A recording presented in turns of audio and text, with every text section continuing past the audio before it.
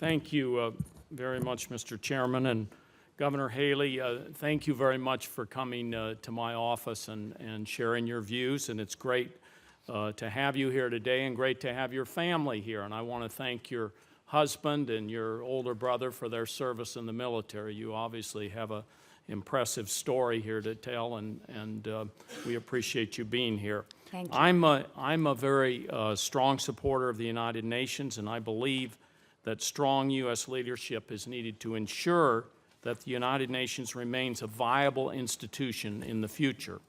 I've been extremely alarmed by some of the President-elect Trump's derisive comments about the UN, and I'm very concerned that his statements have harmed our efforts in that body, and it's good to see that you're clarifying some of those. The most discouraging is that he has insinuated or allowed the perception that the United States will no longer take a leadership role, and you're saying today, I think, that you're going to assert that role. That he would have cut off funding and would end our participation in important aspects of the UN. This is not a formula for success. U.S. leadership is paramount. If we left a political vacuum, it would likely be filled by countries that might not necessarily share our interests, such as Russia and China. I hope that I am mistaken, and I hope you will be an advocate for U.S. participation in the United Nations, and I believe you've stated that here today.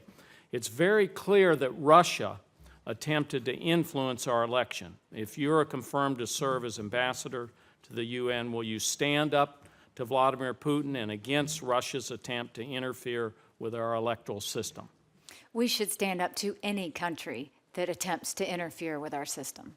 And what will your message to your Russian counterpart on the Security Council be with regard to their attempts to influence the U.S. elections? That we are aware that it has happened, that we don't find it acceptable, and that we are going to fight back every time we see something like that happening. I don't think Russia's going to be the only one.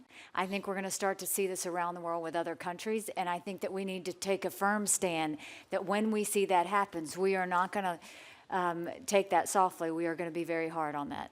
And it sounds like you're going to stand strong and tough on this. Without question. Now, last September, the world passed a milestone in carbon emissions, reaching 400 parts per million. 2016, I think, was also the hottest on record in terms of our climate. We're moving closer to a more unstable climate future, a future that could threaten my home state of New Mexico with heat waves and dangerous droughts, and your state with increased coastal flooding and perilous storms. And that threatens stability, I think, across the globe. And a lot of people talk about climate refugees. We've talked about other kinds of refugees here. Do you agree that the United States is indispensable and must maintain its leadership in the Paris Agreement in order to ensure that countries abide by their climate obligations? I think that the climate change situation should always be on the table. It should always be one of the issues that we look at. But I do think that when we look at the Paris Agreement, we should acknowledge what we do believe is right, but we don't want to do it at the peril of our industries and our businesses along the way. As governor of South Carolina, what you would see is we'd work really hard to recruit a company from another country, and then by the time they saw the regulations and the burdens that were put down on them, they started to pull back. We don't ever want it to interfere with our economy, but I absolutely think that climate change should always be on the table as one of the factors that we talk about. But you're not one to say you're going to tear up the Paris Agreement. And the United States, which has helped to bring all these countries together, and for the first time in a generation, we have countries together, that you're going to walk away from that. I think that we want to work on the things that we believe work and benefit the world and the United States, but if we do see burdens that are costing our businesses, then I do think that that's something that I wouldn't agree with. Well, are you committed to stay a part of the Paris Agreement and work towards climate change objectives and goals? Climate change will always be on the table for me. Yeah. Now, we talked earlier about UN Resolution 2334. This was a resolution about Israeli settlements. These settlements have been greatly expanded in recent years. The settlement dispute goes way, way back, many, many years. In fact, Ronald Reagan said in 1982, and this is his statement, "The United States will not support the use of any additional land for the purpose of settlements during the transitional period. Indeed, the immediate adoption of a settlement freeze by Israel, more than any other action, could create the confidence needed for wider participation in these talks." That position on settlements has been a bipartisan policy of the United States going back to President Johnson. Are the settlements that break up the possibility of a future contiguous Palestinian state harmful to achieving a two-state solution, in your opinion?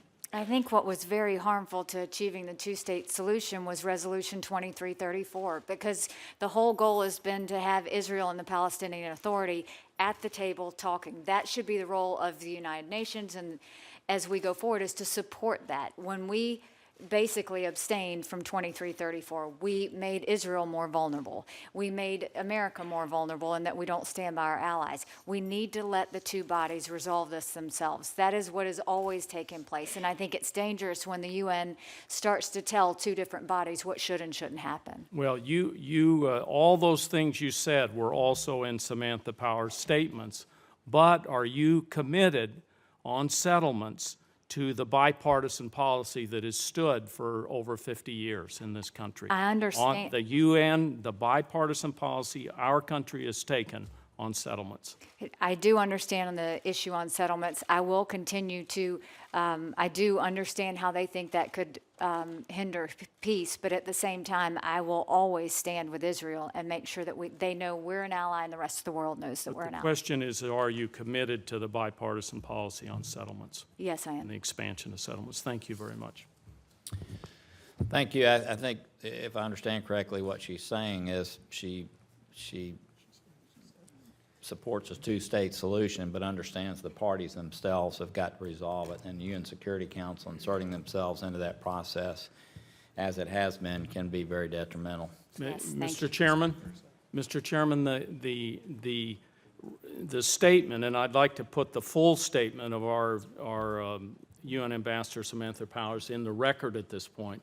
She said specifically what you have said. The United States supports this two-state solution. Many of the things that our ambassadorial designates say here, but the issue of the resolution was about an expanded settlement policy, and she has committed to stand with that bipartisan policy, which I believe you answered the question yes when I said, Well, are you going to stand with a bipartisan policy that has not only this administration, but every administration since President Johnson has supported on the expansion of settlements? And I want to clarify, because I don't want there to be any gray in this.